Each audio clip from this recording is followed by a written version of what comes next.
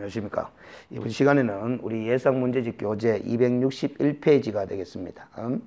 3장의 중개대상물의 조사 확인 실무 과정입니다. 그래서 이 파트에서는 시험 문제가 실무 문제로서 좀 많이 나오는 부분인데, 근데 학습에 대비하기가 상당히 좀 곤란한 측면이 있습니다. 왜냐하면 민법이나 공법적 지식을 활용해서 응용해서 판단하라라는 그런 문제가 많이 나오기 때문에 민법과 공법의 어떤 영역을 등장시킬지는 예상하기가 상당히 어려운 그런 곤란한 점이 있습니다.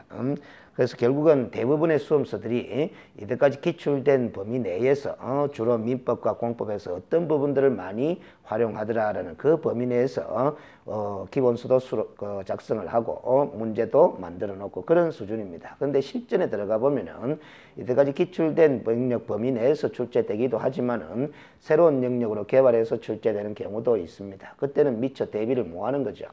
근데 그거는 해당 과목에서 따로 열심히 학습을 해 두시면은 자연스럽게 응용해서 풀 수 있도록 그렇게 대비를 하는 수밖에 없습니다. 그래서 이런 부분 때문에 우리 공인중개사 법령 및 중개실무 과목이 예상만큼 고득점이 쉽지 않다라는 겁니다. 그래서 고득점이 이루어지려면 결국 민법이나 공법과 관련된 지식도 어느 정도 학습이 이루어진 수험생이라면 이 과목도 자연스럽게 고득점이 되는 그런 현상이 나타나는 겁니다.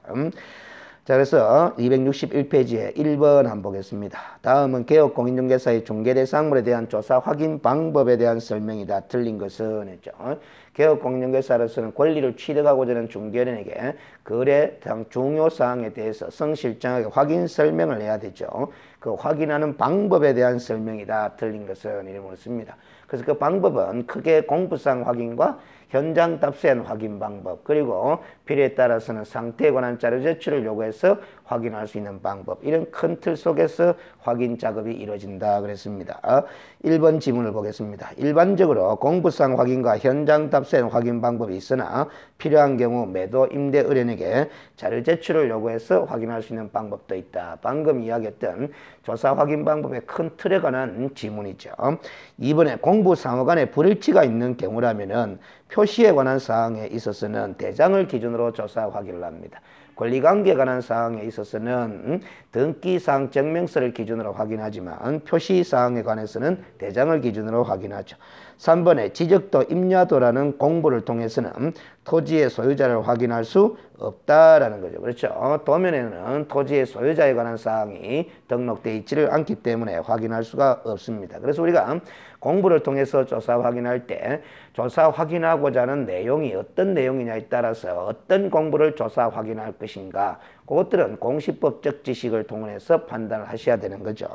4번에 미성년자의 법정 대리인을 확인하기 위해서는 가족관계 등록부의 기록사항에 관한 기본 증명서를 발급받아 확인하면 된다 했는데, 지금 호적제도가 폐지되고 가족관계 등록제도로 바뀌면서 가족관계 등록부의 종류가 5종류로 구분되어 있죠. 기본증명서다, 가족관계증명서다, 그리고 혼인관계증명서다, 입양관계증명서다, 친연자관계증명서다, 여러가지 이렇게 5가지 공부로 기록이 되어 있는데, 이 미성년자의 법정 대리인을 확인하기 위한 가족관계 등록부의 구체적인 명칭은 기본증명서가 아니라 가족관계증명서입니다. 그래서 우리가 기본증명서는 본인에 관한 내용만 수록이 되어 있는 거죠. 그래서 우리가 미성년자의 부모가 누구냐라는 걸 확인하기 위해서는 가족관계증명서를 발급받아서 확인합니다. 그래서 4번이 틀린 답항이 되겠죠. 5번에 공부를 통해 확인할 수 없는 내용은 당연히 현장 답사를 통해서 확인을 합니다. 현장 답사를 통해서 확인을 하고자 하는 것들도 필요에 따라서는 매도 임대인에게 자료 제출을 요구해서 확인할 수 있는 사항들도 있겠죠. 자, 뒷페이지 2번 문제로 갑니다.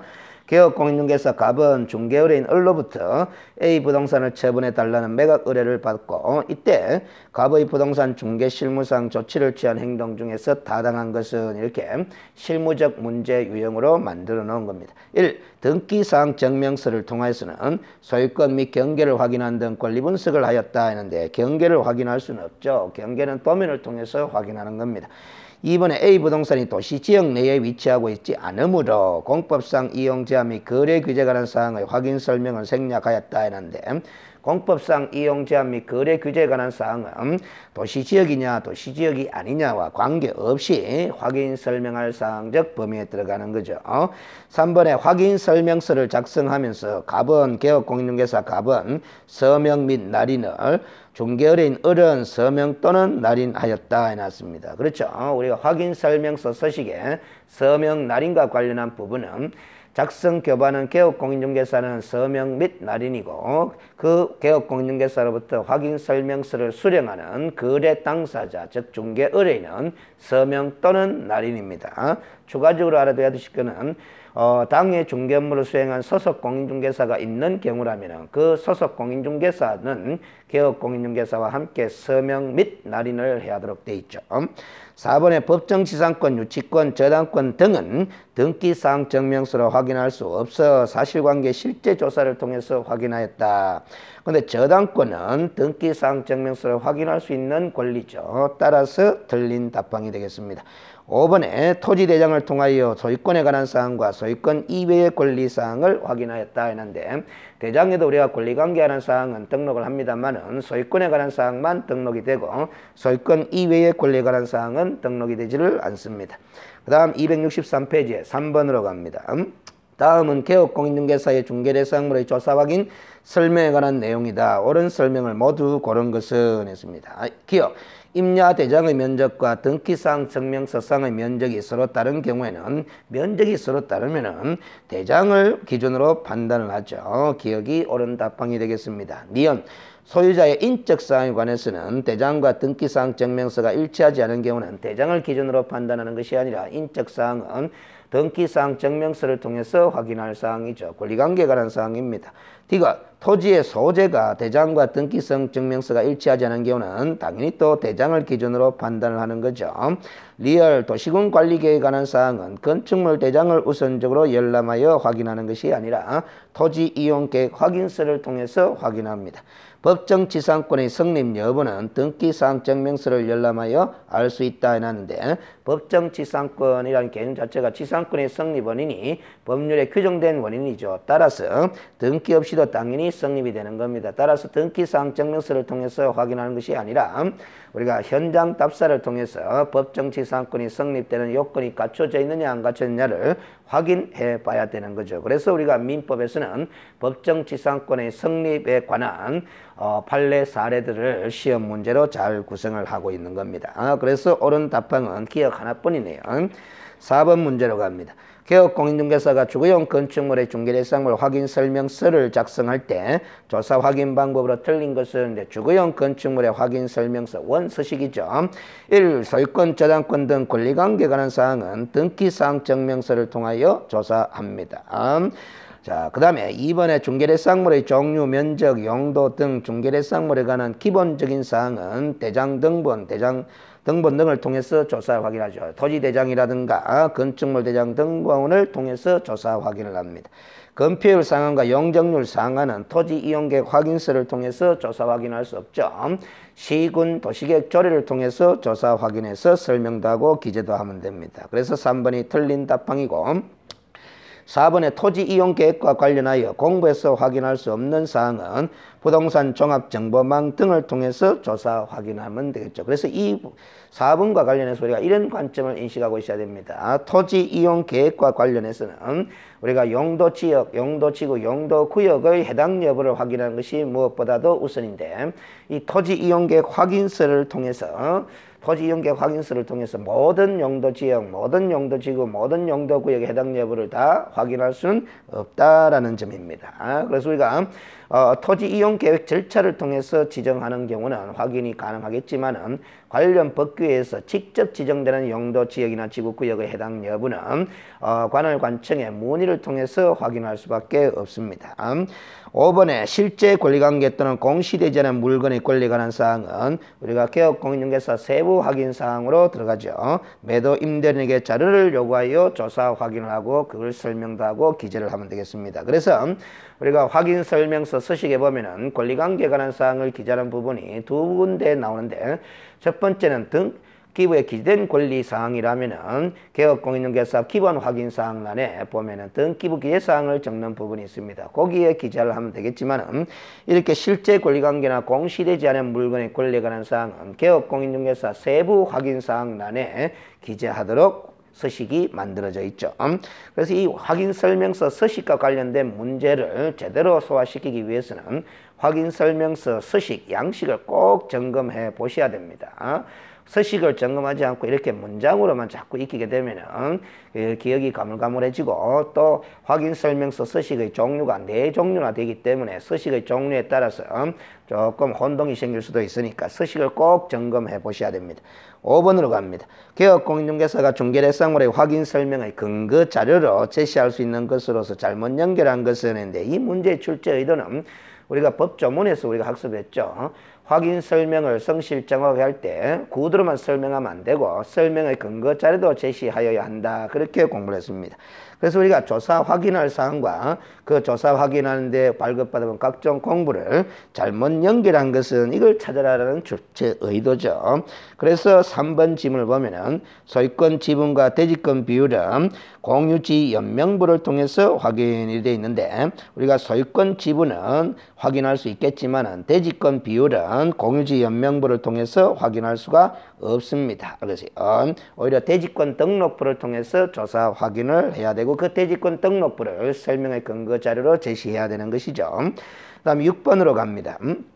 다음은 2014년 1월 18일부터 시행되고 있는 부동산과 관련된 18종류의 공적 장부를 하나의 공부로 통합한 부동산 종합 공부에 관한 설명이다. 틀린 것은 있는데, 출제 가능성은 조금 떨어지는 주제이긴 합니다만은, 몇 년 전에 이 부동산 종합 공부 제도가 시행이 되고 있죠. 그래서 현재는 부동산 종합 공부도 발급이 되면서 개별 공부도 따로 병행해서 발급하는 이런 시스템이 되고 있습니다. 그래서 그 부동산 종합 공부의 활용에 관해서 우리가 좀 알아둘 필요가 있지 않나 해서 제가 만들어 본 문제인데, 사실상 출제의 가능성은 좀 더 희박하다, 그렇게 볼 수가 있습니다. 자, 그래서 1번 지문 봅니다. 토지와 건축물의 표시와 소유자에 관한 사항, 토지의 이용 및 규제에 관한 사항, 부동산 가액에 관한 사항 등 부동산에 관한 여러 가지 종합적인 정보를 정보관리 체계를 통하여 기록 저장한 것을 우리는 부동산 종합공부라 그렇게 이야기를 합니다. 2번에 부동산 종합공부의 관리 운영은 지적소관청이 행하도록 그렇게 규정을 해두고 있고, 3번에 부동산 종합공부에는 지적공부의 내용과 건축물 대장의 내용뿐만 아니라 토지 이용계획 확인서의 내용도 등록하도록, 그래서 부동산 종합공부라고 명하는 거죠. 4번에 부동산 종합공부에는 등기법에 따른 부동산 권리에 관한 사항은 등록하지 않는다 해놨는데, 우리 해설을 보시면은 부동산 권리에 관한 사항도 등록하도록 그렇게 공간정보의 구축 및 관리 등에 관한 법률에서 규정을 해두고 있습니다. 그래서 4번이 틀린 답항이죠. 그래서 우리가 등기사항 증명서에 기록되는 내용들도 종합공부를 통해서 확인할 수 있다, 이런 점을 좀 알 필요가 있잖아요. 그래서 그걸 답으로 만들어 봤고요. 5번에 부동산 종합공부 기록사항의 전부 또는 일부에 관한 증명서를 발급받는 자는 지적소관청이나 읍면동의 장에게 신청하는 방법으로 부동산 종합공부를 발급받을 수 있다라는 겁니다. 그래서 전체적으로 보시면 아시겠지만 조금 출제의 가능성은 감이 좀 떨어지는 것이면 틀림이 없습니다. 근데 어찌됐든 부동산 종합공부 제도가 현재 시행되고 있다라는 정도는 그 중개업에 종사하고자 하는 사람이라면 알아둘 필요가 있지 않느냐라는 거죠. 7번에 다음 중 개업공인중개사가 각종 공부를 통해서 확인할 수 없는 사항은, 이렇게 물었다면은 현장 답사를 통해서만 확인할 수 있는 사항을 골라라라는 그런 문제입니다. 그래서 임목의 생육 상태는 당연히 임목 등기부라든가 아니면 임목 등록 원부를 확인하더라도 우리가 확인할 수가 없는 항목이 되겠죠. 현장 답사를 통해서 실제적으로 확인을 할 수밖에 없습니다. 그 다음 8번 문제라고 합니다.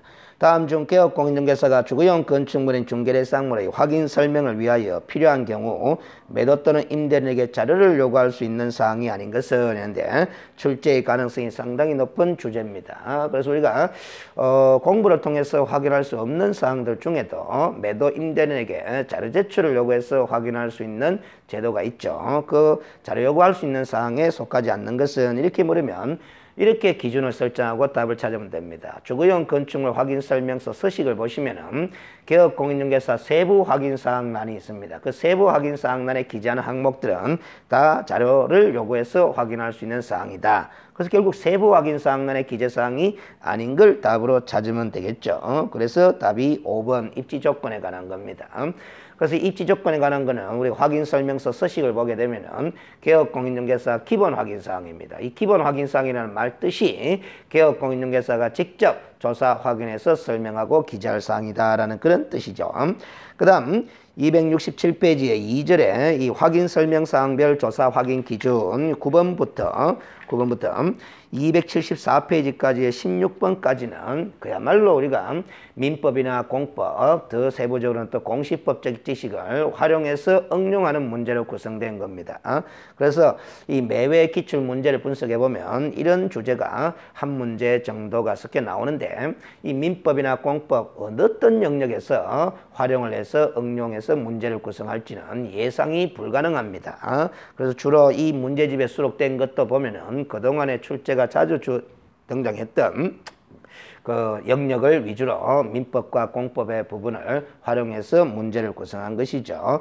그래서 이 문제를 답을 맞춘다고 해가지고 5번 시험에서도 꼭 맞춘다는 보장이 없습니다. 민법이나 공법의 어떤 영역에서 출제될지 예상이 불가능하기 때문에 그래서 주로 말씀드리면은 공법 영역에서는 우리가 농지법과 관련 농지취득자격증명제라든가 농지임대차에 관한 걸 자주 거론을 하고 있습니다. 그리고 그래서 민법에서는 주로 보면은 이 권리 관계와 관련해서 지상권과 관련한 부분 이런 부분들이 좀 종종 출제가 되고 있고 또 공동소유와 관련한 부분이 좀 출제되어 있는데 그래서 이 지금 267페이지 9번부터 274페이지 16번까지는 여러분들이 이 예상 문제집에 있는 문제가 그대로 다시 출제된다 뭐 이런 부분이 거의 비슷하게 출제된다 이렇게 생각하지는 마시고 민법과 공법을 열심히 학습을 해 두시는 분이라면 자연스럽게 답이 풀립니다. 그래서 2차만 준비하시는 분들도 1차에 민법을 공부했는 내용들을 조금 활용할 수 있는 능력을 본인 스스로 갖춰야 될 필요가 있는 거죠. 그래서 이 부분은 해설도 가급적 상세하게 많이 달아두었기 때문에 시간 관계상 9번부터 16번까지는 여러분들이 직접 문제를 풀어보시고 궁금증이 있으시다면 교수 질문방을 활용해서 질문을 해주시면은 가급적 제가 빠른 시간 내에 답변을 상세하게 올리도록 하는 그런 방법으로 넘어가도록 하겠습니다. 자, 275페이지로 갑니다. 3절에 보면은 중개대상물 확인 설명서의 기재사항과 작성 방법인데 이 부분도 실무 문제로 한 문제는 반드시 나온다고 보셔야 됩니다. 그래서 이 부분은 학습할 때 확인 설명서 서식 4종류를 다 점검을 해 두시는 이런 자세로 학습을 해 두셔야 됩니다. 그래서 확인 설명서 서식별로 1, 2, 3, 4 서식별로 기재 항목이 같은지 다른지 기재 항목에 차이가 있다면 확인 설명서의 종류별로 어떤 기재 항목에 차이가 있는지 그리고 그 확인 설명서의 작성 방법 내지 요령에 관해서는 확인 설명서 말미에 다 수록을 해 뒀습니다. 그런 부분들을 꼼꼼히 한두 번 정도 정독을 해 두시기만 하면은 답을 찾는데 큰 어려움이 없지 않느냐 싶습니다. 그래서 우리가 이 출제하시는 분들이 확인설명서 작성과 관련한 한 문제는 확인설명서 서식을 보고 시험 문제를 구성합니다. 서식을 보고 여러분들도 서식을 보셔야 되는 거죠. 출제위원들이 서식을 보는데 여러분들이 서식을 보지 않고 이렇게 문제를 통해서만 외우고 이래서는 답이 정확하게 보이기가 힘듭니다. 자, 275페이지에 17번을 보시면은 공인중개사 법령상 주거용 중개대상물 확인설명서 작성 시 원서식이죠. 개업공인중개사가 조사하여 기재할 사항이 개업공인중개사가 조사하여 기재할 사항이 아닌 것은 하게 되면은 기본 확인사항이 아닌 걸 찾아라. 그렇다면 세부 확인사항을 답으로 찾으면 되는 겁니다. 그래서 확인설명서 서식을 눈으로 직접 보시면은 서방시설과 관련해서 비상벨의 존재 여부를 우리가 세부 확인사항들에 기재하도록 되어 있는 거죠. 그래서 답이 1번으로 처리가 되는 겁니다. 자, 근데 이 주거용 건축물의 확인설명서 서식은 최근에 원래 개정이 돼서 지금은 소방시설과 관련해서는 비상벨의 존재 여부가 기재되는 것이 아니고 단독 경보용 감지기를 기재하도록 되어 있습니다. 단독 경보용 감지기. 그래서 그게 설치되어 있느냐 안 되어 있느냐 몇 대가 설치되어 있느냐 이런 것들을 기재하도록 서식이 좀 개정됐습니다. 그래서 우리가 단독 경보용 감지기의 여부 가는 것이 세부 확인사항이다 이렇게 보시면 되겠습니다. 그러세요. 자, 그 다음에 18번으로 갑니다. 주거용 건축물의 확인 설명서의 개업공인중개사 기본 확인사항이 아닌 것은 마찬가지 세부 확인사항을 답으로 찾으면 되는 거죠. 그래서 4번의 내부 시설물의 상태는 우리가 수도, 전기, 가스, 열공급설비, 성강기 이런 시설물의 상태를 말하거든요. 그래서 상태에 관한 자료로서 매도 임대인에게 자료 제출을 요구해서 확인할 수 있는 세부 확인사항입니다. 그 다음 19번으로 갑니다. 비주거용 건축물 확인 설명서 투 서식입니다. 개업공인중개사 세부 확인사항이 아닌 것은 이렇게 물으면은 결국 기본 확인사항을 답으로 찾으라라는 거죠. 그래서 3번의 주차장의 유무 이거는 입지 조건에 관한 사항으로서 기본 확인사항입니다. 그래서 답이 3번인데 4번의 비상벨의 유무라고 돼 있죠. 자, 그래서 우리가 최근에 서식이 개정된 부분과 관련해서 조금 출제 가능성이 높은 걸 꼭 점검해야 되는데 자, 주거용 건축물 확인 설명서 1이 있습니다. 그리고 비주거용 건축물 확인 설명서인 2 서식이 있죠. 여기에 보면은 이 주거용 확인 설명 서식이 최근에 개정이 돼 가지고 기본 확인 사항란에 추가된 게 있습니다. 건축물의 경우에 내진 설계 적용 여부, 그리고 내진 능력 이런 걸 기재하도록 되어 있습니다. 꼭 기억을 해 두셔야 됩니다. 그리고 세부 확인 사항란에 종전의 소방시설 부분에 비상벨의 유부 이런 것들을 기재하게 되어 있는데 그 대신에 비상벨 대신에 단독 경보용 감지기 물론 아파트는 제외입니다. 아파트는 당연히 설치가 되어 있기 때문에 아파트는 제외하고 이렇게 주거용 건축물의 확인 설명서 원 서식의 기재사항이 개정이 됐다 하는 걸 점검해 두시고 비주거용 건축물 확인 설명서도 기본 확인사항란에 이 내진 설계 적용 여부를 그대로 기재하도록 되어 있습니다. 그러나 세부 확인사항란에는 단독 경보용 감지기를 기재하지 않습니다. 비주거용에는 여전히 소방시설로서 비상벨의 유무를 기재하도록 그렇게 되어 있는 거죠. 이렇게 정리를 해 두시면 됩니다. 그래서 이 내진 설계 적용 여부와 내진 능력, 경보용 감지기 이런 것들은 1, 2 서식, 즉 건축물이 중개대상물일 때만 기재사항이 되고 3 서식인 토지, 4 서식인 임목, 감시단, 공장재단인 이 확인 설명서 서식에는 이런 기재사항이 기재되지를 않습니다. 그 1, 2 서식에만 이렇게 구분해서 정리를 해 두시면 됩니다. 그 다음 20번으로 갑니다. 개업공인중개사가 주거용 건축물의 확인 설명서에 기재할 환경 조건의 요소와 입지 조건의 요소에 해당되는 것은 몇 개인가 해놨습니다. 아주 구체적으로 세밀하게 출제한 부분이죠. 그래서 환경 조건도 우리가 기본 확인 사항이고 그 세부 확인 사항이고 그 다음에 입지 조건은 기본 확인 사항인데 각각의 구체적인 기재 사항들을 개수를 시하리라는 건데 환경 조건은 소음, 진동, 일조량이죠. 그리고 입지 조건은 우리가 교육시설, 그리고 판매 및 의료시설, 그리고 도로, 그 다음에 주차장 이런 것들이죠. 그래서 답이 2번 환경 조건은 3개고 입지 조건은 4개 이렇게 정리가 되겠습니다. 그래서 이 정도까지 세밀하게 구성을 한 적이 있죠. 기출문제에서는. 이렇기 때문에 적어도 주거용 건축물 확인 설명서와 비주거용 건축물 확인 설명서 즉 1, 2 서식만큼은 기재사항을 꼼꼼히 점검을 해 두실 필요가 있다라는 겁니다. 그 다음 21번에 공인중개사법 시행규칙에 규정된 확인설명서 1, 2, 3, 4 서식에 명시된 기재사항으로 틀린 것은 잘못 연결한 것을 찾아라라는 거죠. 그래서 4번을 보시면 주거용 건축물에서 건물 설계도의 확인 여부는 기재사항이 아닙니다. 그래서 이런 것도 보면은 확인설명서 서식을 눈으로 직접 확인하지 않으면은 답이 안 보입니다. 그래서 우리가 주거용 건축물 확인설명서 1 서식을 눈으로 직접 확인해 보신 수험생이라면 건물 설계도 확인 여부에 대해서는 기재하는 부분이 없더라라는 것이 기억이 나고 그래서 답을 맞출 수 있는 거죠. 22번으로 갑니다. 확인 설명서 1, 2, 3, 4 서식에 관한 설명이 다 틀린 것은 1. 서식은 이렇게 중개대상물의 종류별로 4가지로 구분되어 있죠. 2번 기본 확인사항은 개업공인중개사에서 직접 확인한 사항을 기재하라는 뜻이고 3번 비주거용 건축물 서식에는 비선호 시설이 있는지 여부를 표시해야 한다 했는데 중개대상물이 비주거용 건축물일 때는 비선호 시설의 유무를 기재사항이 아닙니다. 그래서 이 3번을 틀린 것으로 해놓은 것도 봐도 이런 것도 공부를 해야 된다는 거죠. 원 서식에는 기재사항이지만 투 서식에는 기재하지 않는 사항 이런 것들도 점검을 해 두셔야 된다는 거죠. 그래서 제가 기본서에는 1, 2, 3, 4 서식의 기재사항을 비교해서 표로 만들어 둔 부분도 있습니다. 참고를 꼭 하시기 바랍니다. 그 다음에 4번에 임목강업재단 공장재단 서식에는 입지 조건에 관한 사항의 기재란이 없다. 중개대상물의 종류가 임목이고 재단이기 때문에 당연히 입지 조건에 관한 사항의 기재사항이 없죠. 그 기재란이 없습니다. 서식에는 재산세는 6월 1일 기준으로 대상물건 소유자가 납세 의무를 부담한다는 사실이 명시되도록 최근에 서식을 또 개정한 바가 있습니다. 이 부분도 꼭 기억을 해 두셔야 됩니다. 최근에 서식 개정된 부분이죠.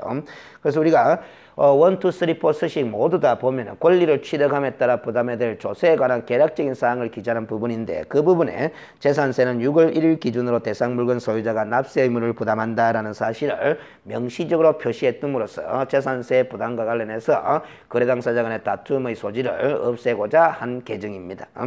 그 다음 23번으로 갑니다.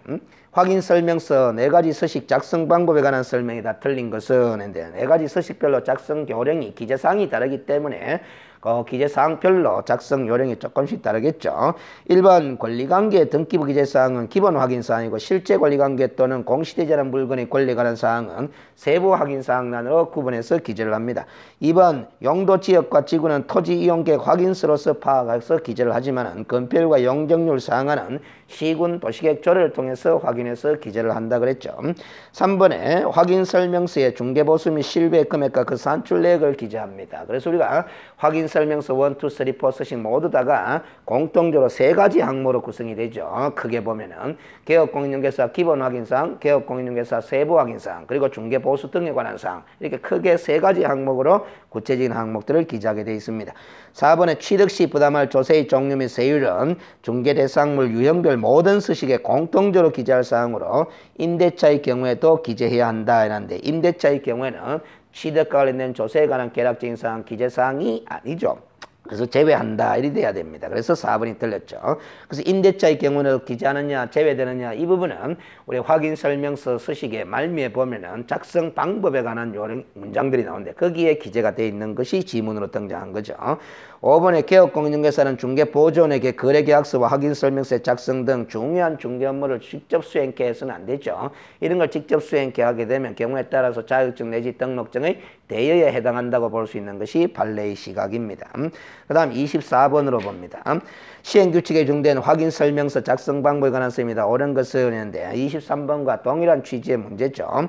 확인설명서 작성 방법에 관한 문제가 최근에 집중적으로 나오고 있기 때문에 이렇게 만들어 보는 겁니다. 1. 건폐율 사항과 용적률 사항하는 토지이용계획 확인서의 내용을 통해서 확인할 수 없죠. 시군 도시계획 조례라고 했습니다. 틀린 답방이고 2번에 거래 예정 금액은 개업공인중개사 세부 확인사항으로서 중개 완성된 때 거래 금액을 기재한다 했는데 개업공인중개사 세부 확인사항이 아니라 기본 확인사항이죠. 그리고 중개가 완성되기 전에 거래 예정 금액을 기준으로 기재를 합니다. 개업공인중개사 의견 가격이었죠. 거래 금액은 거래계약서에 기재되는 금액이죠.